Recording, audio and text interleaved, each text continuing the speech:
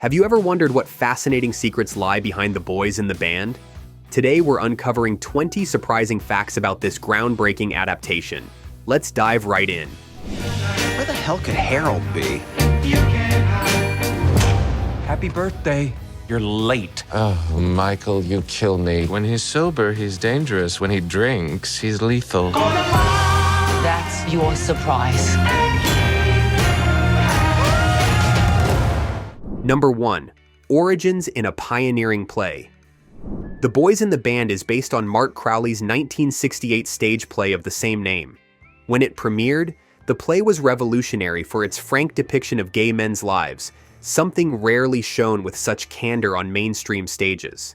The 2020 film adaptation brings this influential work to a new generation via Netflix. Number 2. A revival turned into a film. All right, this is a raid. Everyone's under arrest. Hi, darling. Connie Casserole. Before the film, there was a highly successful 2018 Broadway revival of the original play. The same star-studded cast you see in the film first performed together on stage, celebrating the 50th anniversary of the play's debut. That revival's positive reception laid the foundation for the screen adaptation. Number 3. All openly gay principal cast. Oh. Who the hell are you?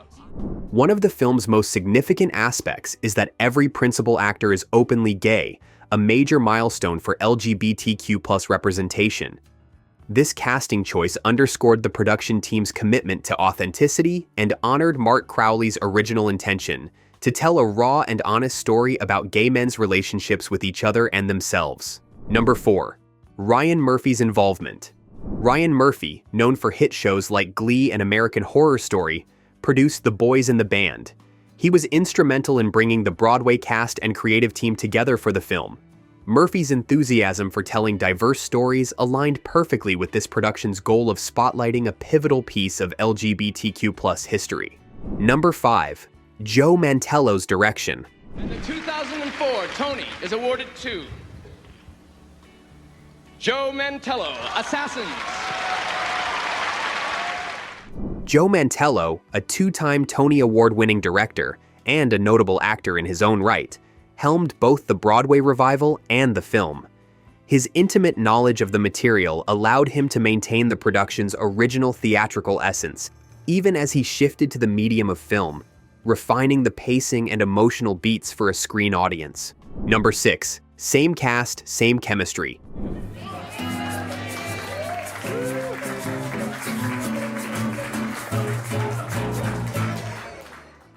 The entire ensemble from the Tony Award-winning Broadway revival reprised their roles for the film.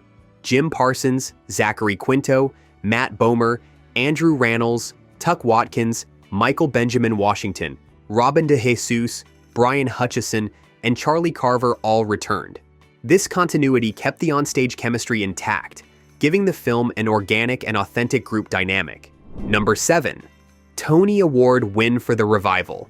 The 2018 stage revival earned the Tony Award for Best Revival of a Play.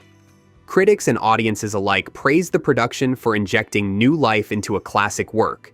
This accolade not only affirmed the revival's success, but also generated buzz that made the leap to a Netflix film adaptation more compelling. Number 8. A crucial time period.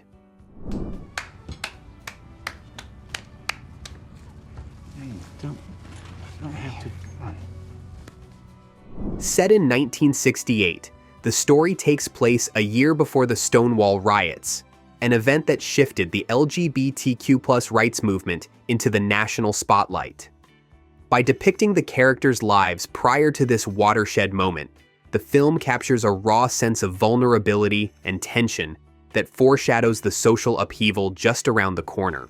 Number 9. Simplified set design. I approach every movie with the same process, which is trying to create a believable world, et cetera, for the movie, but it was... Much like the play, the majority of the boys in the band unfolds in a single apartment during a birthday party. production designer Judy Becker used 1960s-inspired decor to reflect the era's style.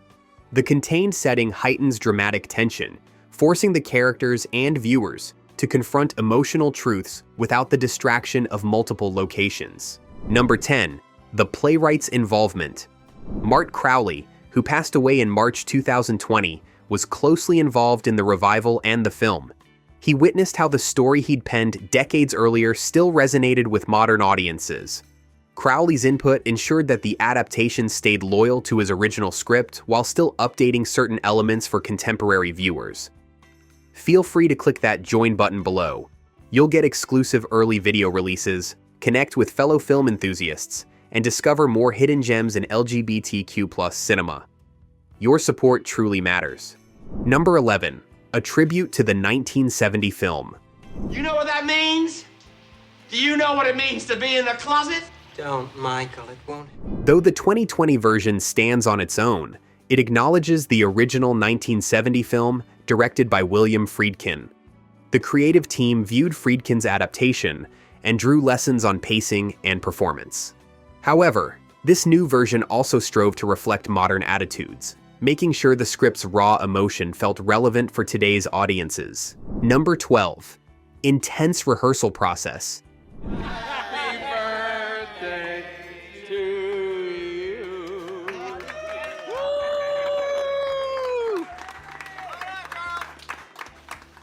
Because the cast had previously performed the show on Broadway, the rehearsal process for the film didn't require a complete rebuild of the characters.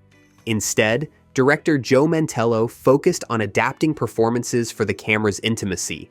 Actors fine-tuned nuances, ensuring that small gestures and facial expressions carried the same power as on-stage deliveries. Number 13. Jim Parsons as Michael. No matter how you figure, it's tough to be. Stop that, Michael. But it's tougher to be a Jew.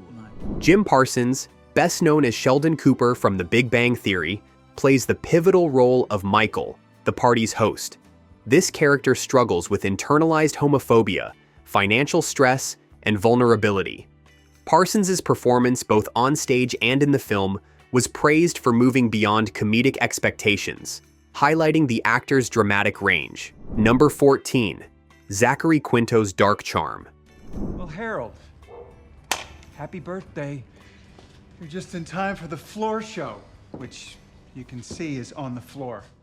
Zachary Quinto delivers a memorable performance as Harold, the birthday boy with a sharp wit and an unflinching gaze. He serves as Michael's foil, offering biting observations and refusing to be pushed around. Quinto's portrayal balanced cynical humor with underlying pain, bringing to life a character who confronts his insecurities head-on. Number 15. Matt Bomer's evolved role. Gee, and I thought it's why I was born. Besides, just because I wear expensive clothes. Matt Bomer plays Donald, a character who has chosen to confront his personal issues head-on, unlike some of the others in the group. Bomer's trademark calm and supportive demeanor radiates in every scene, serving as a counterbalance to the party's escalating tensions. His portrayal adds emotional depth, highlighting the range of reactions to shared internal conflicts. Number 16. Faithful yet modernized script. Although the film retains most of Mart Crowley's original dialogue, subtle changes update the language for a 2020 audience. These tweaks are minor but significant, ensuring that the core story remains intact while reducing any dated references that might distract from the central tension among the characters. Number 17. Cinematography choices. Director of photography. Bill Pope is known for dynamic visuals in action-heavy projects like The Matrix. Here, he uses more intimate camera work. Close-ups capture each character's micro-expressions during tense confrontations. The subdued lighting and minimal camera movement anchor viewers in the apartment's claustrophobic feel, reflecting the character's emotional lockdown.